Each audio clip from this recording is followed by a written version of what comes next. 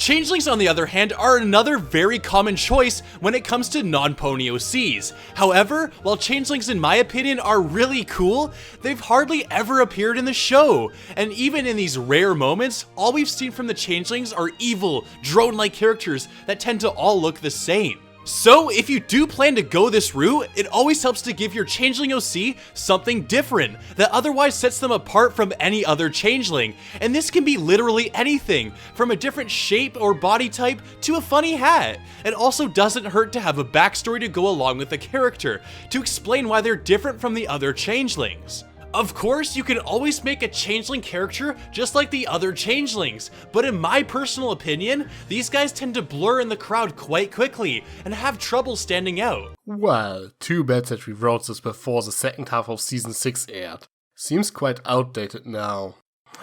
Why did they have to transform all changelings into fairies? Well, better come up with a new video to elaborate on that. Maybe I should get an actual changeling for the job. Let's see. Sketchy, though he would probably give me this just because I'm a changeling look. FNGR. A possibility, but this might end up in pain. Hi, Tricky! Changeling! Was it something I said?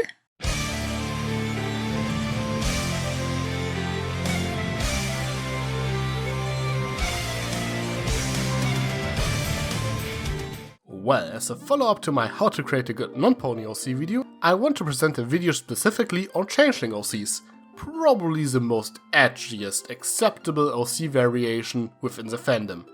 And today I'm joined by Countess Rose. Hello, ponies of the net, and happy to join you today, little fox. Hey, I'm pretty tall for fox standards. You are shorter than me, therefore you are a little fox.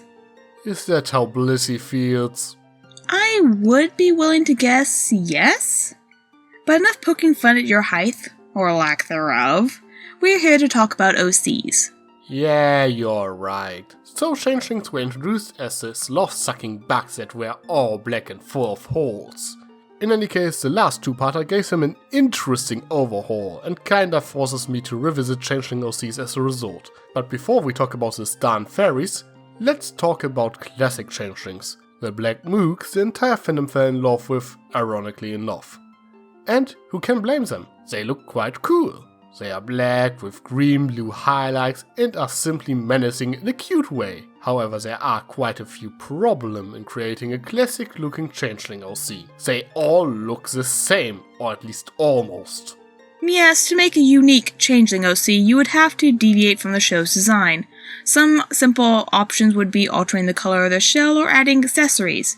But how I see it, before the Season 6 finale, all you really needed to keep consistent was the base color and the holes in the legs. They are just two deviations from the usual changeling design before the Reformation, Thorax and Chrysalis. With the later being the queen, it is hard to say if other changelings could have a mane like her, but I would suggest that a bit of hair similar in design to Chrysalis would be acceptable. Thorax, on the other paw, shows that unless he is some sort of mutant, that color variations for the back armor and even the eyes are acceptable as well. Maybe want to be a bit more edgy and add a bit of red. I have no idea what is wrong with his eye though. Other than that, you could of course just alter the body proportion of your changeling a bit. There's no rule that they all have the same body type. Maybe there are in fact fat changelings. Who knows? The base changeling design is only half of the option when it comes to your OC. We are shapeshifters after all, and designing an alter ego to go with your changing persona is a rather fun option. A go-to look for a night out on the town, similar to a pony's favorite dress. Of course, when in disguise, one doesn't want to draw too much attention to yourself, so it might be wise to save the alicorn alter egos for a special occasion.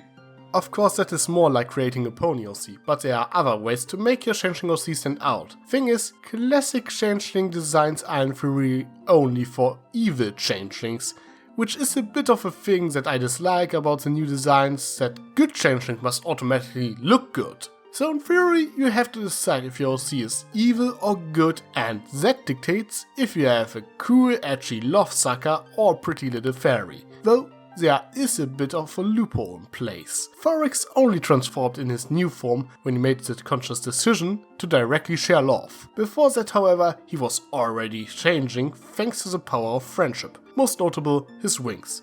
So maybe if you don't share love like Forex and the other changelings did into Where and Back Again, and simply befriend other ponies, they might transform slowly over time. You can start by adding those shiny wings to your OC and add a couple of more design elements of reformed changelings as well, creating some sort of middle stage between classic and reformed changeling.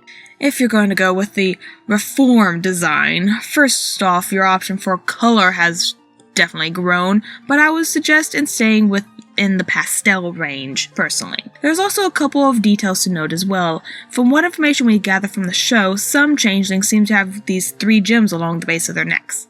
As Thoric has them, I would suspect this is a feature of male changelings, whereas females wouldn't have them. Wing coverings and horn designs are also areas where some personalization can be added, although I might pause and think how the reformed changelings who completely lost their horns in the transformation must feel. Probably like Sunset when she tried to use telekinesis in Legend of Everfree. Just look at her disappointed face. Well, but of course there is a newly crowned king of the changeling as well. Forex is larger than the rest and has these antlers, though they are maybe supposed to be mandibles to keep with the bug theme. It is a bit hard to tell, frankly.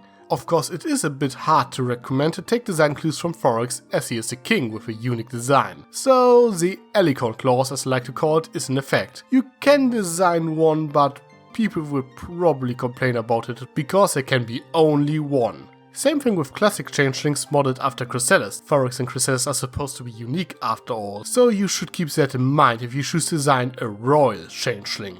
Another option, as with any OC you can come up with, is the hybrid. I personally am a hybrid myself, being 1/4 changeling and the rest earth pony. I chose small details to alter, like having a more pony-like ear shape and eye style. I also limited my shifting abilities with one other form.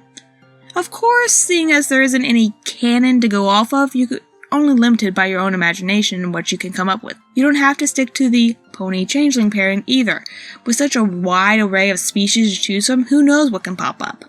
However, now that reformed changelings are introduced, you should keep them in mind when creating a hybrid as well. As a classic changeling transforms when he shares love, like for example when he falls in love with a nice looking mare and has a kid with her, chances are that he transforms into a fairy changeling before that kid can even be conceived. So if your OC was the result of a happy relationship, the child should reflect that by incorporating reformed changeling elements, unless maybe if your OC is in complete douche. The alternative goes a bit into dark fic territory and I don't want to dwell on that. That being said, if you already created some sort of changeling OC before To Where and Back Again aired, nobody is forcing you to adjust your OC just to fit the new canon.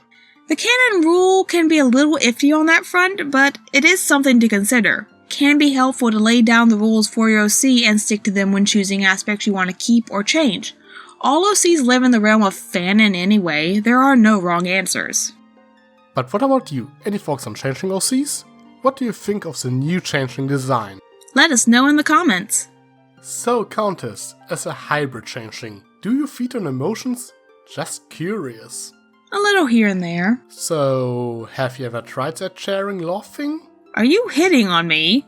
I can't believe it! That fox is hitting on me! No, I'm not. You're just giving fuel to the shippers. No, I'm not.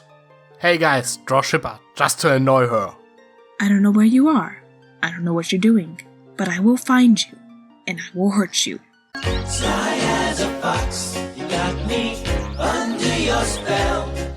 But you know I'll never tell that I know you know so well. Sometimes you can be too smart to fall. You're